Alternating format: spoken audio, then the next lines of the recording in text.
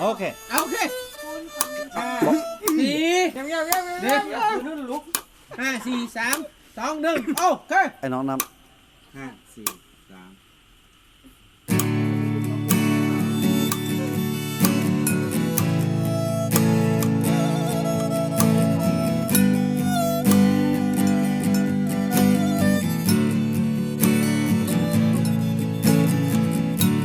เพราะว่ารักก็เลยเชื่อใจไม่ว่าเธอจะไปที่ไหนไม่เคยว่าสักคำก็เพราะว่าห่วงก็เลยระวังจำเป็นจึงต้องฝากฝังกับคนที่เราไว้ใจไม่เคยไปนึกระแวงกับคนที่เราสนิทไม่ว่าเพื่อนจะใกล้ชิดกับเธอสักเท่าใดกว่าจะหูน้ำปิ้งก็แห้งผากมันก็ยากที่จะทำใจเคยลองมาเป็นเฮาจะหัวเจ็บเท่าใดน้อยอกมองใจเพื่อนทำได้ลง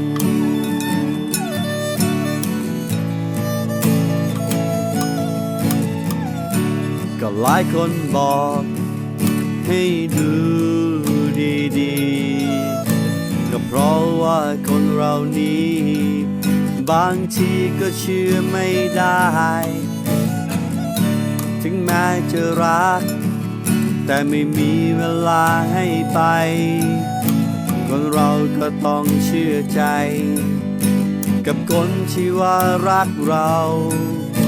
ไม่เคยไปนึกระแวงกับคนที่เราสนิท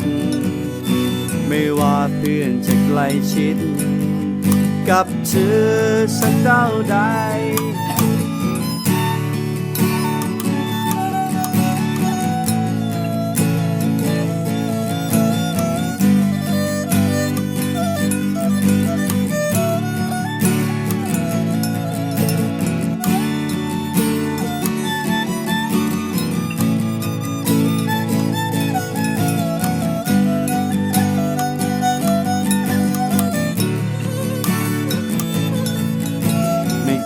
ไปนึกระแวง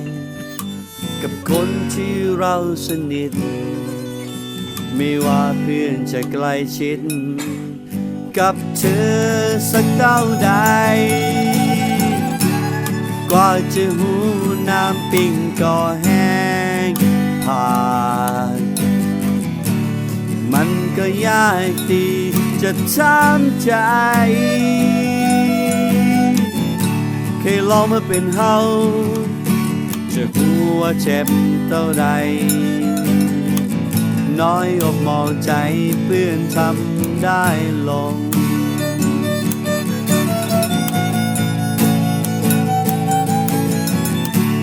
กว่าจะหูน้ำปิ้งก็แห้งผากมันก็ยากที่จะทำใจให้ลองมาเป็นเฮาจะหูว่าเจ็บเท่าใดน้อยอกมองใจเพื่อนทำได้ลงน้อยอกมองใจเพื่อนทำได้ลงน้อยอกมองใจเพื่อนทำได้ลง